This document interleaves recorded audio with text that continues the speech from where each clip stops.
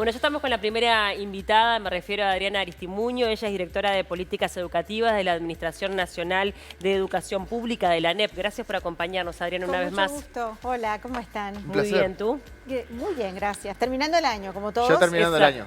Cansada. Sin clase ya, ¿no? Más tranquilo. Sí, sin clase, sí. Terminando el año, me imagino que también haciendo como una evaluación, ¿no? Este primer año de la reforma curricular. Exacto. Este año, porque la Exacto. reforma educativa ya se venía trabajando. Exactamente. Pero bueno, una cosa es la teoría y otra cosa también es verlo en práctica en los salones. Tal cual. Y uno allí puede hacer como una evaluación. ¿Cuál hacen? Bueno, la evaluación que hacemos es que está marchando, que se está ejecutando, se está haciendo en los primeros años de primaria y en los primeros años de media, que desde lo que pasaba en marzo a lo que pasaba ahora en noviembre hay una gran distancia, que mucha gente que al principio estaba tratando de entender los documentos y ver cómo tenía que planificar y cómo tenía que organizar sus cursos, ya se empoderó de lo técnicamente desafiante de la transformación y ya está trabajando de una manera diferente. Hemos recogido muchas evidencias de trabajo en aula diferente y también tenemos un sistema de monitoreo por el cual sabemos qué proyecto de centro, qué competencias ha elegido cada uno de los centros educativos del país que está en el proceso de transformación. Así que tenemos una información bastante precisa y al día de lo que va pasando. Claro. A nivel de la reforma educativa, de este proyecto que se está, que decía que se está implementando por primera vez este año, también hay como cierta incógnita de lo que va a pasar el año que viene, ¿no? De acuerdo. Y de mucha preparación también Sí. para que esta implementación continúe en otros años, sobre todo de secundaria. Exacto. ¿Cómo se preparan para este 2024? Bueno, trabajamos este año de manera muy intensa con los equipos de secundaria y de UTU para armar el plan de la educación media superior, lo que siempre llamamos bachillerato, ¿no? Lo que sigue después de lo que termina en noveno.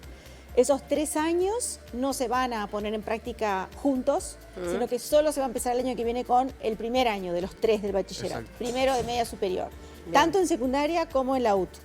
Y lo interesante de este proceso es que trabajaron juntos, secundaria y UTU, por primera vez armando un bachillerato juntos. Entonces hay algunas asignaturas que se pueden hacer en secundaria o en UTU, que es indiferente a dónde tú las haces porque el programa es el mismo. Esas son inglés, matemática y comunicación o español. Claro. Bien. Que eso es lo que le permite o le garantiza al estudiante la eventual posibilidad de cambiar de UTU al liceo. Esa famosa navegabilidad, además de esas que son las mismas, hay otro componente que se llama equivalente, que no importa tú qué asignaturas hagas, ya sea en secundaria o en UTU, si luego te querés cambiar en segundo de subsistema, lo podés hacer porque damos una equivalencia por espacio curricular, no de asignatura a asignatura. Obviamente que esto, esto tiene que ser una política de Estado, ¿no? Esto va a llevar muchísimo tiempo en realmente asentarse, como cuando hablamos de reformas educativas, en ningún periodo de gobierno se pueden llegar a... Es verdad.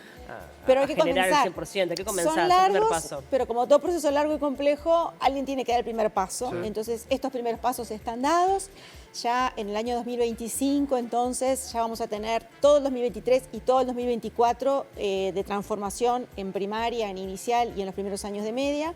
Y ya en el 2025, entonces, se concluye con los últimos años de bachillerato. ¿Y cómo ha sido el intercambio con los docentes, tanto con los maestros como con los docentes de secundaria, teniendo en cuenta de que, allí se han generado muchas resistencias y son quienes en el día a día tienen que ejecutar esto, ¿no? Pero mira, las resistencias que se han escuchado son básicamente de los sindicatos y de algunos docentes organizados en las ATD.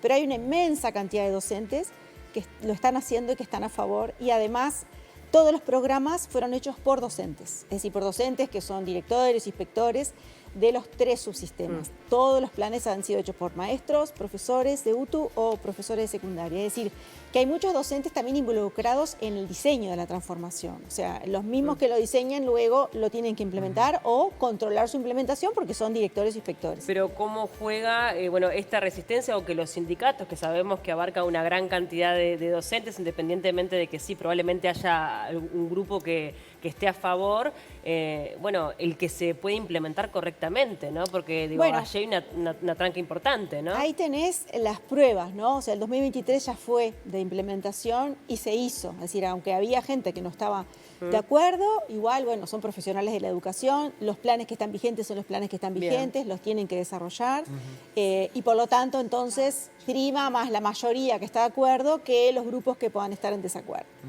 Y hay como diferentes temas para hablar con respecto a la educación. Por un lado están las pruebas PISA, pero antes preguntarle por otro tema importante, porque además ahí hay resultados en cuanto a la llegada de estudiantes a nivel de los estudiantes de 15 años aproximadamente. Sí. Pero preguntarle por el tema de la seguridad en contextos de centros educativos, tanto de primaria como de secundaria, algo de lo que se habló muchísimo este año y también hubo como varios episodios que fomentaron esa discusión. ¿Se piensa algo para el año que viene? ¿Se tiene pensado, planeado de reforzar, de proponer nuevas ideas?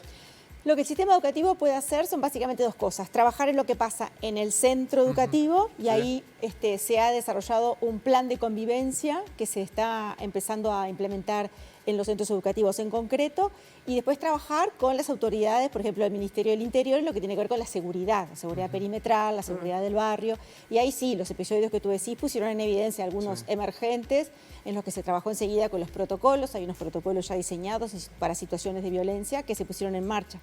Las pruebas PISA muestran esta realidad. También lo mostraba el informe del estado de la educación del INED, donde hay entre un 10 y un 12% de estudiantes que dicen que se sienten inseguros en las inmediaciones y adentro de los centros educativos. En lo que tiene que ver con los centros educativos, nosotros nos tenemos que hacer cargo, y es lo que estamos haciendo. Y con respecto a lo que tiene que ver con la independencia de cada centro, en la eventualidad de poner un guardia más, un sereno más, ¿en ese sentido está contemplado la reforma? Se pide, bueno, más allá de la reforma, ¿no? Digo, en la manera normal de o para el funcionamiento año que viene, digo. Del sistema se contemplan todas esas necesidades de acuerdo a la zona. Evidentemente no es lo mismo estar en un liceo en la costa que estar en un liceo en Puntas de Manga. Entonces hay que atender esas situaciones concretas y sí existe esa posibilidad. Bien. Hablando un poco de lo que son las pruebas PISA, ¿no? Que sé que de alguna forma hay autoridades que se han manifestado como conformes, teniendo en cuenta que estuvimos atravesando una pandemia y que si hacemos la comparación con otros países de la región no estuvimos tan mal, pero deja en claro que hay una deserción impresionante por parte de los chiquilines, sobre todo en lo que es la educación media, ¿no? A ver, yo también estoy de acuerdo con que salimos muy bien parados en los resultados de las pruebas PISA, porque somos de los pocos países que no tuvieron bajas en las 3 áreas. De hecho, en matemática hubo un promedio de pérdida de 15 puntos y nosotros perdimos 9. Hay varios países europeos que en matemática perdieron entre 25 puntos y más respecto a las pruebas PISA anteriores. Otra vez, nosotros perdimos 9. ¿Eso está bien? No, eso no está bien. Digo, simplemente compararse contra otros que están peor. Pero también muestra que Uruguay sorteó la pandemia muy bien. Claro, en un escenario absolutamente atípico, eso está clarísimo. Entonces, hablando de la pandemia y de cómo lo sorteamos, es muy importante, porque eso quiere decir que el piso que tú tenías no se te bajó. En cambio, hay muchos países que están arrancando ahora de un piso más bajo que el que tenían. Y eso es un esfuerzo enorme para cualquier país. Entonces, Uruguay tiene que estar muy, digamos, agradecido de lo que se hizo durante la pandemia. Ahora bien, mirando los resultados, no estamos conformes porque nosotros queremos mejorar, no queremos tener resultados de matemática como los que tenemos, y parte de lo que nos hemos propuesto en esta administración es mejorar esos resultados. Por eso la transformación curricular, para cambiar los planes de estudio, para mejorar las metodologías de enseñanza, para que sean metodologías más cercanas a los estudiantes, metodologías más dinámicas, para que justamente no pasen cosas como la que tú decís, ¿no? Que los estudiantes se desafilian, abandonen. Eso. De todos modos, la cobertura, o sea, ¿cuántos estudiantes están en el centro educativo en edad de estar? Es decir, por ejemplo, los chiquilines de 15 años que están en los centros educativos en relación a todos los estudiantes de 15 años del país, es elevado, es 91%. 91%, ¿no? Claro, comparado con hace 20 años que estaban en el entorno de los 70 y pico. O sea, hemos ido mejorando en retención. Si se compara con Chile, por ejemplo, y Brasil, la región más o menos es 93%, ¿no? Los países más destacados. Exactamente. El problema es después. O sea, ahí nosotros donde tenemos un problema grande es en el bachillerato. Claro. Tenés 91% en, digamos, cuarto o primero de bachillerato, pero luego se gradúan el 50%. O sea, que hay una pérdida tremenda en el bachillerato. Pero eso es algo que pasa desde hace 40 años. ¿Y a qué se debe? Eso mismo. A muchas cosas. Se debe a desinterés, se debe a que el currículo no es pertinente, entonces ahí está el desinterés, se debe a desmotivación, se debe a veces a problemas de convivencia en los centros educativos, se debe a que los docentes a veces tenemos que hacer un esfuerzo adicional para encontrar metodologías que den con la manera de aprender de los estudiantes y a veces eso no sucede. Se debe a las condiciones socioculturales de los estudiantes y de repente a la falta de apoyo familiar. PISA también pone de manifiesto, hago así porque acá están los resultados. PISA investiga no solamente las pruebas, sino que investiga lo que se llaman los factores asociados. Claro. Entonces le hace un cuestionario a los directores y le hace un cuestionario a los estudiantes. Entonces fíjese qué interesante lo que los mismos estudiantes le dicen, los estudiantes de 15 años del Uruguay, le dice al cuestionario de PISA. Le preguntan en el sentido de cuánto apoyo, cuánto acompañamiento tienen de parte de las familias. Y los estudiantes responden, de forma diaria o casi diaria, el 53% de los estudiantes considera que sus padres los alientan a tener buenas notas. 53%, no parece muy alto, ¿no, verdad? No. Yo diría que tendría que ser el 90, No, el claro, 95. sí. Claro, por lo menos la El gran mayoría. 40 o 43 menciona que sus padres se interesan por lo que aprenden en el centro educativo y hablan sobre la importancia de culminar la educación media. 40-43, o sea, la mayoría no recibe este mensaje de los padres de terminar la educación media. Y el diálogo sobre los problemas que pudiera tener en el centro y su relacionamiento con otros estudiantes es bastante bajo. Y ahí no tiene que ver también un factor económico, teniendo en cuenta que ya son chiquilines un poco más grandes y que capaz que tienen que salir al mercado laboral por la situación económica de su familia y no tienen esta posibilidad de Puede continuar tener que ver, educando. pero de todos modos eso no tiene que ver con que los padres sigan alentando a los estudiantes a estudiar, porque hay muchos estudiantes que estudian y trabajan. El nivel socioeconómico determina que algunos tengan que salir a trabajar, pero hay miles de estudiantes que no estudian, pero tampoco trabajan. Ujú. ¿La mayor deserción se da en contextos críticos? Sí. Eso Sí, se repite y A ver, el contexto... confirmaría esto que El planteaba contexto vos. socioeconómico bajo empeora todos los indicadores. Los aprendizajes, el rezago, hay más rezago en los contextos más pobres. La tasa de egreso es mucho más baja, la tasa de egreso en los contextos más pobres que en los contextos más altos. Sí. Es decir, hay ahí un tema del cual el país se ha hecho cargo desde los informes de CEPAL que hizo Germán Rama en la década del 90, donde los aprendizajes y el contexto socioeconómico están claramente imbricados y asociados. Entonces ahí un gran desafío para el país como para todos los países. ¿Y ¿no? qué eventual medida puede ser para, sobre todo, empezar a achicar esa brecha? Cuando se hablaba del plan Ceibal, por ejemplo, se tenía que ver con eso, pero es una medida sola. Me imagino que tiene que ser como multicausal. ¿No? Bueno, es multicausal. El plan Ceibal es un gran recurso, pero abarca a todos los chiquilines, siempre que los docentes lo usen. Pero yo te diría que hay otro tipo de políticas, que son los que se llaman políticas focalizadas, que son las que van justamente a determinados contextos, a determinados lugares, de repente geográficamente distantes, con contexto de quintiles 1 y 2. Y ahí en la educación media básica están lo que llamamos los centros Espínola, que son centros con extensión del tiempo. Y van como 40 y pico, ¿no? Sí, 43, exactamente. Y al final de la administración van a ser 60. Esa es una política que está dando muy buenos resultados porque justamente baja el abandono que tú decías, mejora el rendimiento, mejora el porcentaje de promovidos año a año. Entonces ahí van a graduarse más chiquilines en los centros Espínola que en los centros que son del mismo contexto pero que no son Espínola. ¿Es una atención personalizada o es una extensión en el horario educativo? Es una extensión en el horario, tienen almuerzo, tienen talleres opcionales, tienen más adultos que se hacen cargo de ellos, tienen trabajo comunitario, tienen docentes y directores que eligen por 3 años. Todo eso sumado hace una diferencia. No es una cosa sola. ¿Y qué porcentaje abarca de los centros educativos que podrían llegar a transformarse en centros Espínola? ¿Qué porcentaje abarca? Mira, los centros Espínola al final de la administración con estos 60 centros van a ser el 40% de la matrícula de la educación media básica de los quintiles 1 y 2. O sea, es bastante importante. Sí.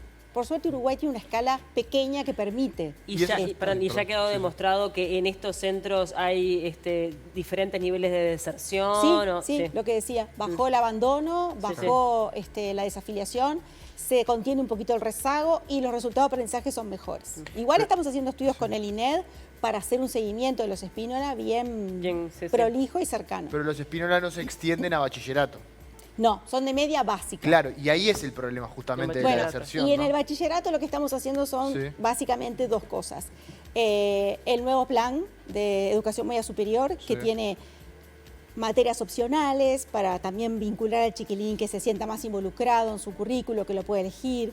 Estamos introduciendo un espacio de acompañamiento en bachillerato que antes no había, con figuras que los acompañan, con espacios de orientación, porque hay también mucha desorientación vocacional, ¿no? Porque tienen que ir tomando decisiones que son para su vida y que a veces no tienen la información, ¿no? ¿A quién no le ha pasado en su Y además familia? el mercado laboral cambia tanto, que en Exactamente. definitiva tampoco es todo verdad. tan cuadrado como antes. No, exactamente. Hoy es polimórfico, o sea, polifórmico. O sea, Claro, o sea, uno no puede decir, tenés quiero mucha- hacer esto, yo que no sabés Sí. después cómo vas a y hay cosas nuevas, y está la inteligencia artificial, y surgen cosas todo el tiempo. Entonces, hay que dar orientación a los estudiantes. Entonces, ese espacio de orientación es una de las cosas que pensamos que va a ayudar a retener. Y en ese espacio de orientación también estamos pensando ofrecerles a ellos talleres con los temas que ellos piden. Miren, tuvimos una experiencia muy buena con UNICEF, donde trabajamos con unos 100 adolescentes durante todo este año para que nos dieran elementos para el nuevo plan de educación media superior. Y ellos nos hablaban de muchas cosas, nos decían, queremos hablar de los temas que nos sirven, agenda joven, sexualidad, cambio climático, emprendedurismo, bueno, todas esas cosas las pusimos en el nuevo plan. Necesitamos que nos acompañen y que nos orienten, creamos un espacio de acompañamiento y orientación. Queremos elegir materias, pusimos materias para que puedan elegir. O sea, todo en una dimensión razonable, o sea, Claro. no es que todo el currículo se va a elegir, pero algo sí. Ahí hay un punto importante, sobre todo el acompañamiento y el asesoramiento, sobre todo cuando hay una gran cantidad de Sí. información y Sí. sobre todo cuando implica la elección, Sí. ahí hay padres involucrados, Sí. alumnos involucrados, que con tanta información a veces se marean.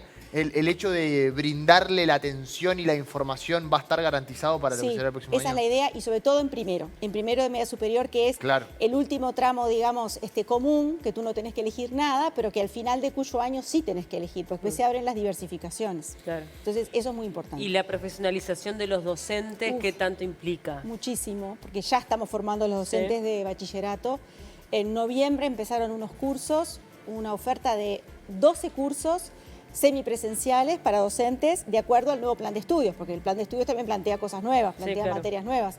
Entonces ahí hay docentes que se están formando, esperemos que con el tiempo suficiente, porque empieza ahora y termina en el verano, en esa formación híbrida que en marzo a ellos les va a implicar estar mejor preparados para comenzar los cursos. Muy bien. Bien, bueno, la verdad grandes desafíos se vienen Sí, también para como el año siempre. que viene Sí. y además como un poco lo veníamos hablando, esto fue como un primer paso, pero es algo que tiene que continuar, Sí, asentarse. mucho por hacer, mucho. Sí, mucho por hacer y que además requiere el compromiso de todos los integrantes de la sociedad, Sí, ¿no? exactamente. Ojalá, siempre nos preguntan, ojalá que la próxima administración, sea cual sea, valore el esfuerzo enorme que se hizo en esta administración y bueno, y perfeccione lo que quiera perfeccionar, pero que lo tenga en cuenta y lo continúe. Muchas gracias por el tiempo. Muchas gracias a ustedes.